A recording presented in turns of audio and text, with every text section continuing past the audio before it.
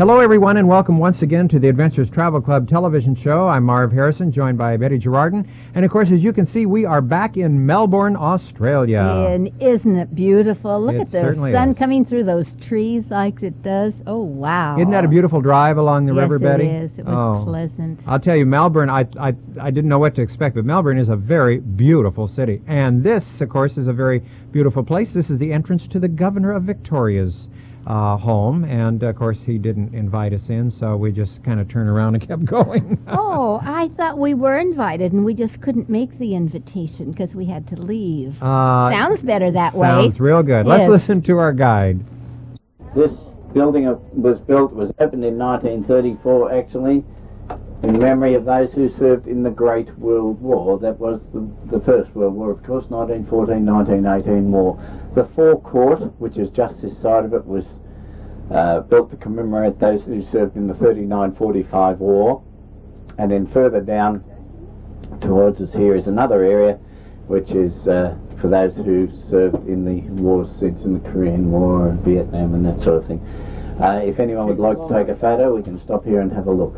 This is the headquarters of the Army here in Victoria Barracks.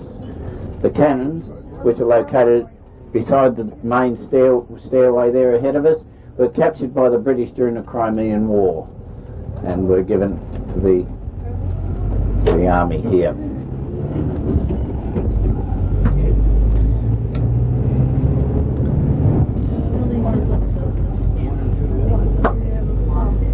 The hospital, which is on the left here now, Prince Henry's Hospital.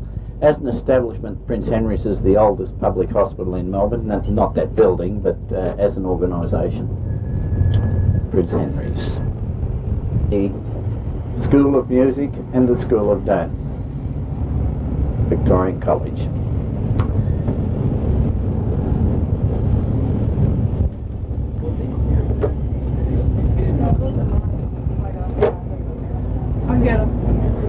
On the right-hand far corner there, you can see a big clock there. That's the floral clock. This was donated to the people of Melbourne by the clockmakers of Switzerland. See it over there, the floral clock? Over 7,000 plants go into the making up of the face of that clock.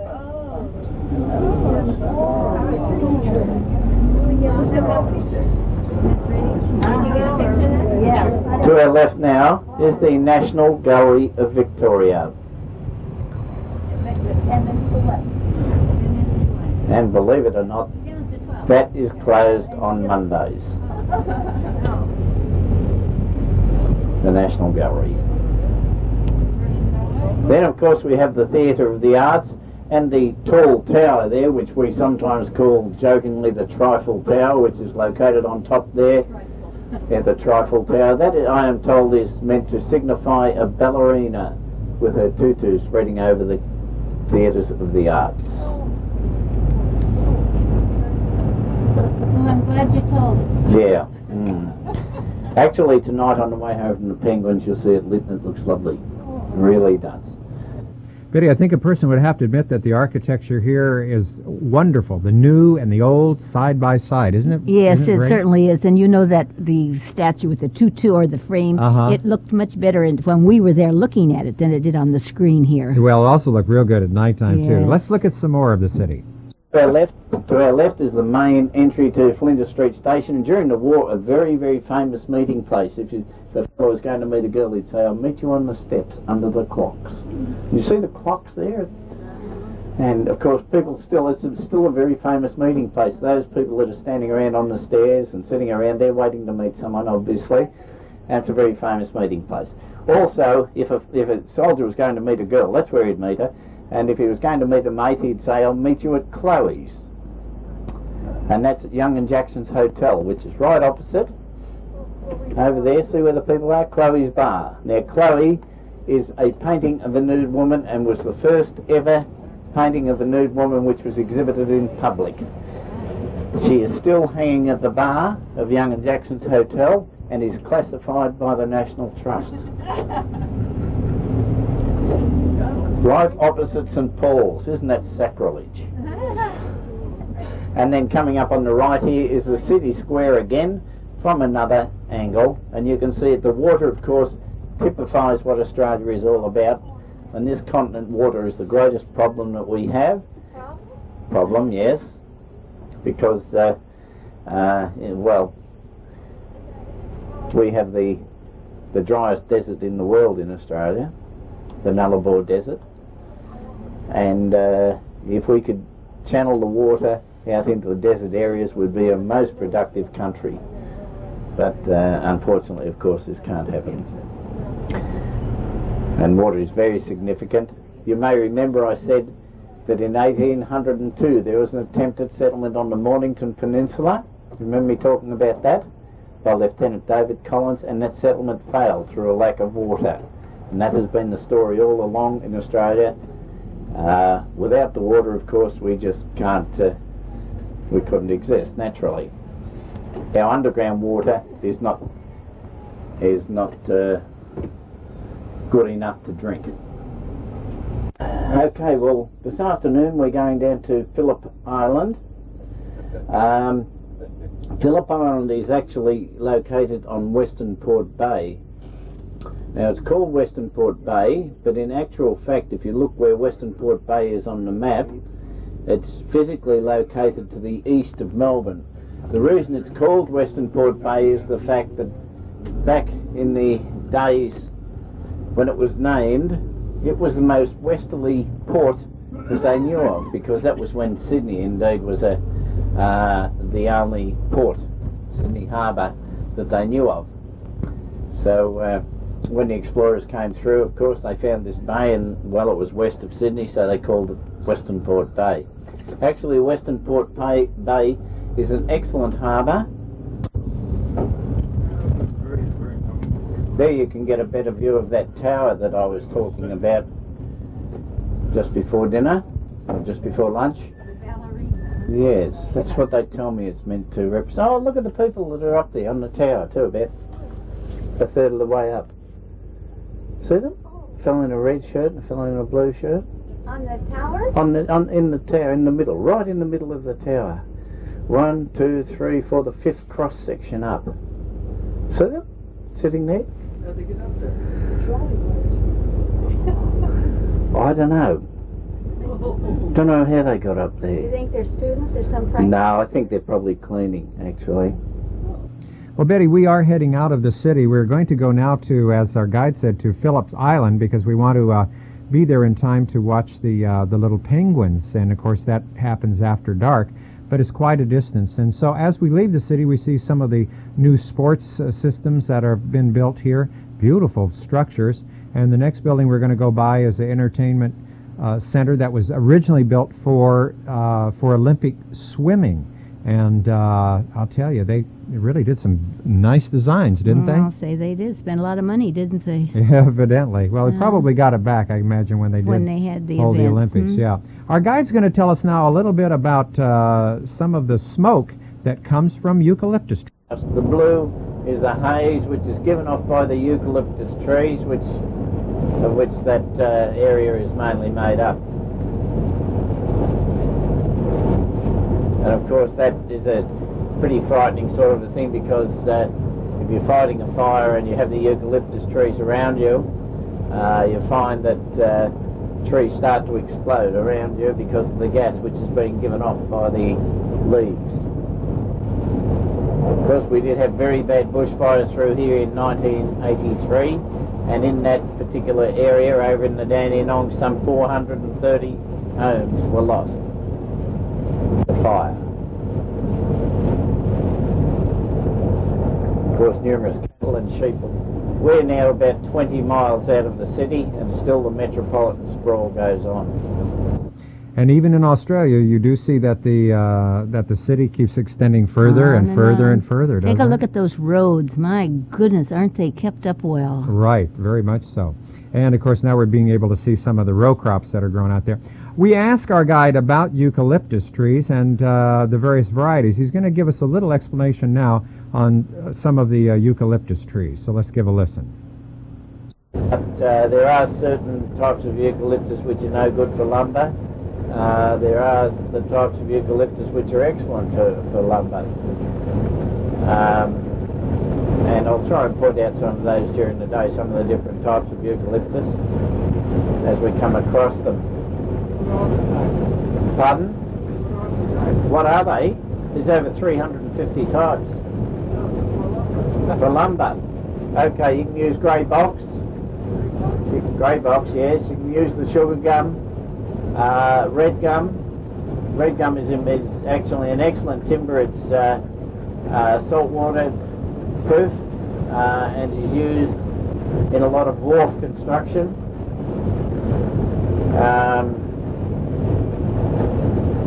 There's the iron bark, which is not much good for anything, just as a tree. I think that's what we imported.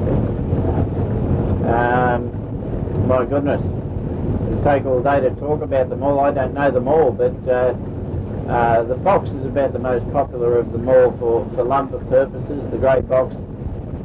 There's the stringy bark, which is quite a good one. There's the ghost gum, which is another one that can be used for lumber, but it's not so very good. Well, I had no idea that there were that many varieties of eucalyptus trees. I didn't either. We grow them here, right out of Sanger. We have a lot of eucalyptus. Yeah, well, trees. I think we're now importing the right kind. I took a class in San Joaquin Valley history many years ago. And Wally Smith. Yeah, I took remember? the same Did you? one. Yes. Yeah, and he said, I remember him saying that. Remember when you're? Oh, look here. Here's the kangaroos. Yeah. Look, and this guy got very, very curious. He just And came. what did you say we call these? Well, anyway, I think this is a Joey? Joey, isn't it? Yeah, a very young kangaroo. Anyway, what I remember from his class was that when we originally brought in the eucalyptus trees in those old groves that you used to see here in the valley, they were the wrong kind. The wood was too hard, and they couldn't use it for lumber. But I guess now that's been rectified. I think that has, and they grow so rapidly. Yeah, they sure do. Look at this guy. He's Isn't so that curious. He was so cute? curious about the camera. They're the most awkward-looking animals. But when they hop, though, I'll tell you, the speed of them. It's really something. Well, look at there. Look at this little guy go. It needs something. Now, that's what you think of when you think of Australia, You isn't sure that right? do. This one looks like an overgrown rat. I don't. It looks like his mouse. tail is kind of his support there. Yeah, and there were a lot of wild animals around. Of course, this beautiful little deer. And as we've told people before, as we traveled through Australia and New Zealand, we saw a lot of deer farms. This was not one of them, but look at this little guy. Well, you can tell how tame it is. Yeah, here. and then when he lost, looks like one of his little antlers there too. So his little horn. Yeah, isn't that something? Pretty though. But look at these little guys out here. That's really something. We're going to look for a koala bear here after a while, and those things are just about as scarce as hen's teeth anymore. Isn't that a shame? I know. And our guide has a little more to tell us about that. Well, here on the island, I can remember when I first started coming down here, it was almost a case of beating them off with a stick. Now, there's only a population of 40 odd on the whole of Phillip Island. They're dying from a disease, which is, they can't find any cure for it. Years ago when we had the steam trains, the coal used to be obtained from a state-owned coal mine at Wonthaggi, which is located directly ahead of us.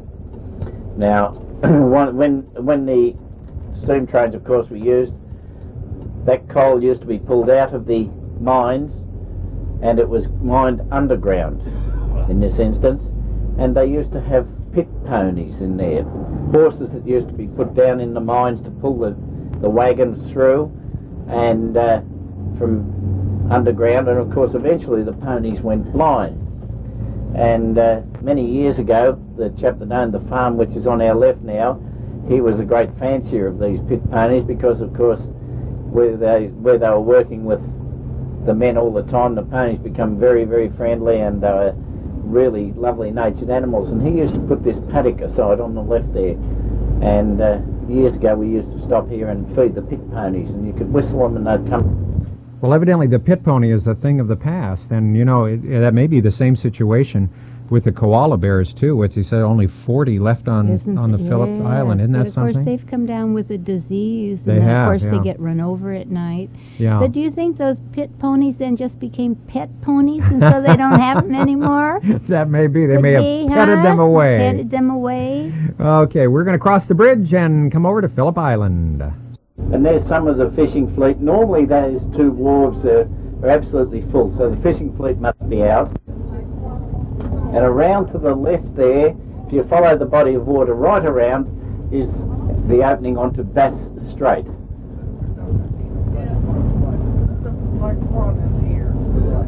Now this is Phillip Island that we're coming onto, and you'll see here they have a road toll sign here for koalas free. And everything on the island is protected, and I do mean everything. All wild animals are protected here. This is all tea tree here.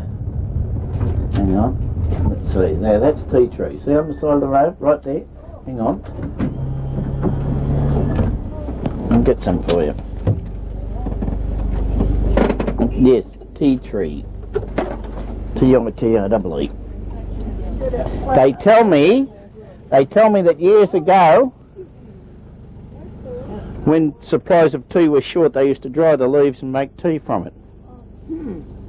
Well, I don't know that that is a fact, but that's the name of it, tea tree. Thank you.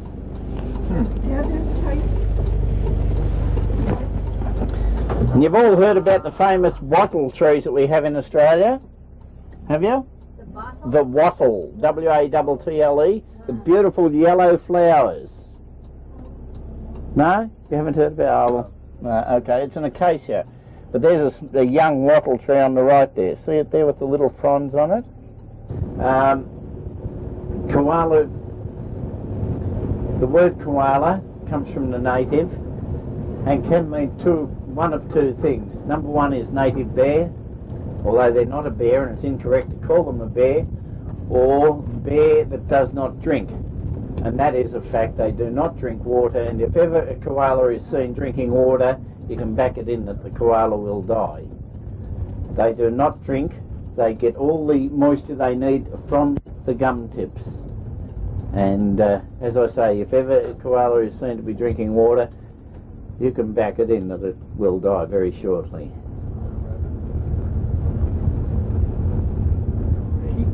Now, here's where we've all got to look. I suggest the people on the left look to the left and the people on the right look to the right. Well, Betty, we looked for about 20 minutes and we finally spotted a koala up in the tree. And guess who spotted it? It wasn't me. It's probably because I was sitting on the front of the bus. No, you did a good job, But because you know, we were all looking. I was scared to death that we weren't going to see one, and the bus driver says that he's always seen one, so we kept his record at 100%. But they are getting very scarce, and they are being wiped out, as you said, by a disease that they transmit to themselves. And it's really sad to see that this is happening. Yeah. Well, even when you spot them in the tree, they're not that easy. I mean, you have to keep looking, and by all means, you don't want to get underneath them when they're up there in the tree. No way. Underneath any animal that's up a tree. No. But this was wonderful. I'm sure glad that you can't guarantee that you are going to see them. And in fact, he said probably in the next couple of years, you bring people over. He says there's going to be a chance. The only thing you're going to do as far as seeing a koala is going to be in the zoos, because there just won't be any more left out in the wilds, unfortunately. And that's a real sad It is sad, isn't it? Aren't they doing anything about this disease? Is it something that they don't know how to treat it? From what he said, in fact, they don't even like to talk about it because it's a sexually transmitted disease. And so they're very kind of hush-hush about the whole thing. But and while I had the camera going, he wouldn't make any comment, forced report.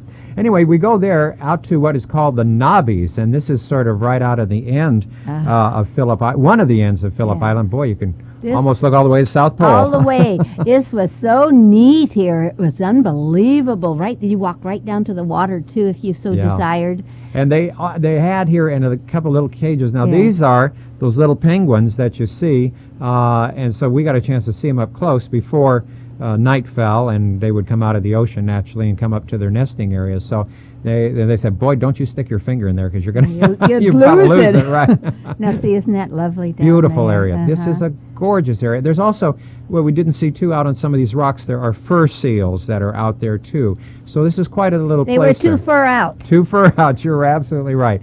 And there's a lighthouse here too, because as we say, this is right there out on the point. And in fact, you can see a couple of ships that are out there on the horizon. But look at the color of the water. Isn't it beautiful? I love this spot right here. We could have stayed longer.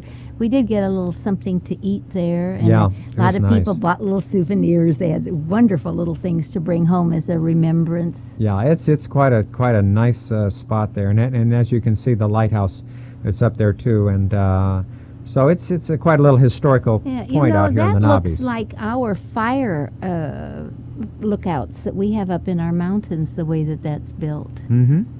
Well, we are going to jump from Melbourne, Phillips Island, to, and of course, as you probably all know, this is Sydney, and this is looking out of my hotel window at the Sydney Opera House, and of course, it sort of resembles sails, the beautiful roof, doesn't it? Absolutely. You know, you could take this picture and not know where you were, and people would know that you were in Sydney. Absolutely. Yeah. Absolutely. In fact, I think our new city hall resembles this a wee bit, just because it soars. Yeah. And yeah. it's a sore spot for some people, too, isn't it? Well, the Opera House in Sydney was also, we were told too, boy, a lot of people when they were building that, they were very upset because of this modern, daring architecture. But now look, it's become a symbol for the entire, not only the city, but probably the country. And this harbor goes on forever. Like people say, if you like San Francisco, you're absolutely going to fall in love with Sydney. And you certainly do. It's a beautiful we place. took the boat cruise around the harbor, and the homes were absolutely magnificent. They should be, because the prices are magnificent. Yeah. They go along with it too. A lot of construction that was going on, like we see everywhere that we've been around the world. People are building, and Sydney was no exception to this at all. Betty, while we're looking at these shots out of the hotel room of this beautiful city of Sydney, Australia, we should remind people, and we forgot to mention a little bit earlier in this show, that we are going to be taking, when I see the water, we're going to be taking a cruise, right, and that is to the Inside Passage of Alaska. And we have most of our people already booked on that, but you can still get some good cabins on that, can't you? There's still some good cabins, and there's still group prices. So if you're interested at all, and it is really, truly, the scenery is so magnificent on this trip. What's the date on that trip? That's August 3rd. And you know, Marv, when people call in, so many of them say that this has been a lifelong dream of theirs to go to Alaska. Is that right? Yeah, I guess it's still the romance of Alaska.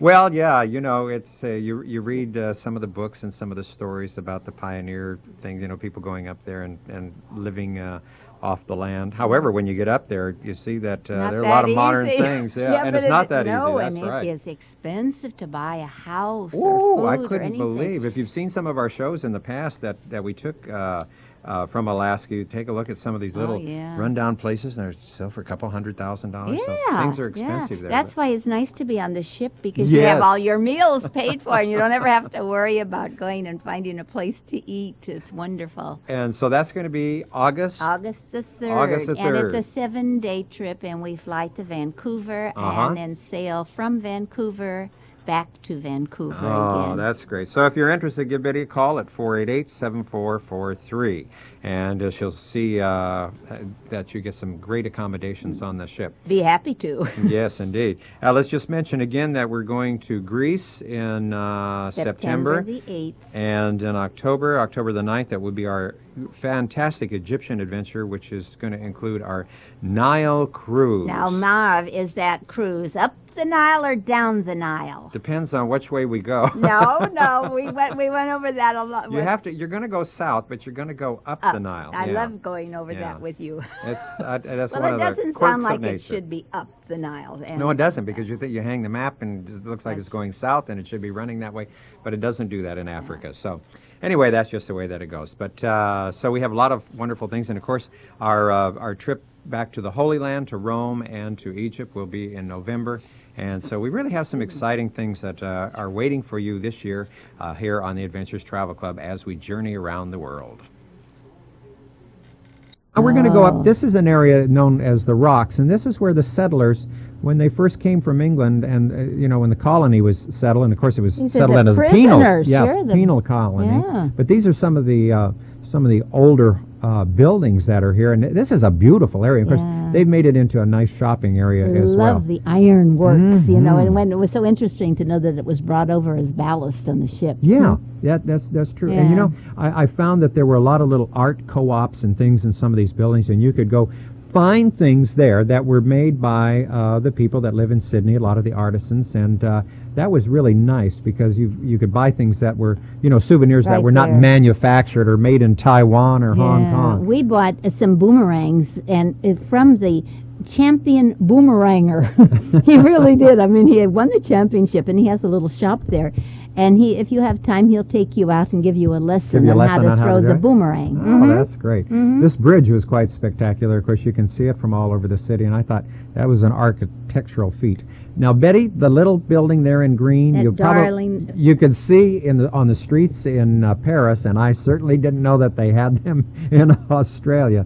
Those were bathrooms. Yes, that's what it is. We won't say too much about those. I think those are probably on their way out.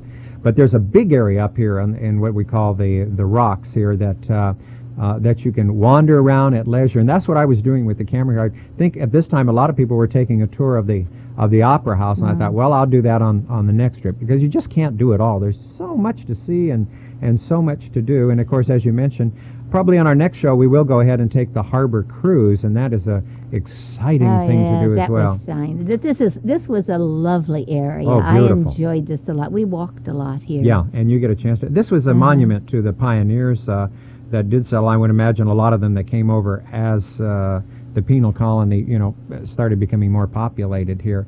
And 17 something, I think, is when. Yeah, some of the buildings there, which are some of the old original buildings, as you can see, that are still there. It's really quite something. And here, look, a lady with hat and gloves. Isn't that wonderful? Isn't that something? I mean, you used to see that. Remember in San Francisco when we were a lot younger. You don't any longer. No, nobody wears gloves and hats. But they have kept that though, as you can see. I think it's very nice. Sydney, it is. And I just love those city. facades. They are just something. This plaque honors the people who sailed to this country in 11 ships of the First Fleet under the command of Captain Arthur Phillip. They left Portsmouth on 13th May 1787, journeyed by way of Tenerife, I guess it is, Rio de Janeiro, and Cape Town. Boy, that's a long way around, huh? And dangerous there. Woo, and they arrived in January 1788, I guess. This was another way of getting around the city. There is an elevated train that then we did take this, remember? The monorail. The monorail. It was a monorail. Boy, you got boom like that. You could see so much of downtown Sydney by getting on this. It was great. Betty, I'll tell you, these scenes bring back a lot of memories as we travel through New Zealand and through Australia. I love it. It makes me want to go back again. Yeah, I would like to do the same thing too. Well, let's do it, shall we? Well, yeah, we've got so much on the plans right now, so maybe we'll have to go over our itinerary and see if we can put that on the plans for the future. And if you're interested, well, let us know, and perhaps we'll get another trip together on that. But I'll tell you, it's just about time for us to say goodbye. I don't know where the time goes. So we'll see you next time on the Adventure Travel Club. Bye-bye. Bye-bye.